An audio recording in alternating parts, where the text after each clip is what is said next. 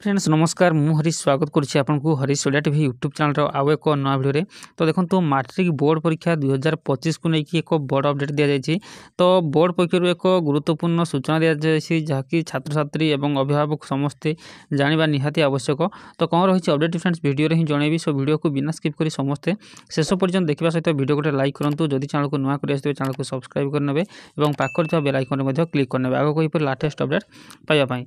तो देखो कहुई कि चलित वर्ष हाईस्कूल सर्टिफिकेट परीक्षा मैट्रिक लाइव स्ट्रीमिंग व्यवस्था हेबो। तो परीक्षा चलुवा बेले परीक्षा केन्द्र कर्तृपक्ष संपूर्ण नियंत्रण में रहिबो।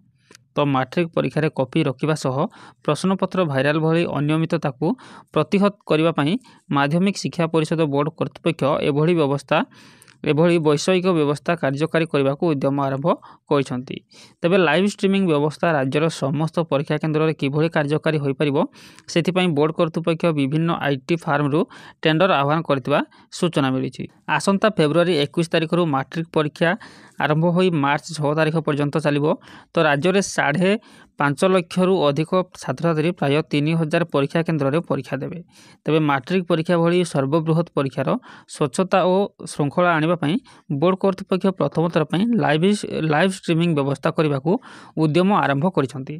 तेबे एथिपई राज्य तथा राज्य बाहर प्रमुख आईटी फार्म ठारू टेंडर आह्वान करा सहित यह केते फलप्रद हबो से नहीं समीक्षा चली। तेबे मैट्रिक परीक्षार लाइव स्ट्रीमिंग हेले परीक्षा केन्द्र में कौन चली बोर्ड कर्तृपक्ष मुख्य कार्यालय थी जानीपारे। तो सही अनुसार जो परीक्षा केन्द्र में किसी अव्यवस्था बा अनियमितता घटिला बोर्ड कर्तृपक्ष तुरंत ताहार प्रतिकार व्यवस्था करेंगे। यह द्वारा परीक्षार कॉपी अथवा प्रश्नपत्र भाइराल रखा सहज हेबो बोली बोर्ड पक्षर कहुई। तेबे 2024 मैट्रिक परीक्षा कृत्रिम बुद्धिमत्ता आर्टिफिशियल इंटेलिजेंस व्यवस्था करा बेले अनेक क्षेत्र में यह कॉपी रखिबारे सफल होइथिला। तो चलित वर्ष नुआ करी लाइव स्ट्रीमिंग व्यवस्था केते फलप्रद हो से नहीं बोर्ड पक्षर आलोचना चली। तो ए संक्रांति में माध्यमिक शिक्षा परिषद बोर्डर पूर्वतन सभापति डॉक्टर सत्यकाम मिश्र कहते राज्यर अनेक दुर्गम अंचल में मैट्रिक परीक्षा अनुष्ठित होउछि जेउठारे परीक्षार अनियमितता रखा टेक्नोलोजी प्रयोगर आवश्यकता रही।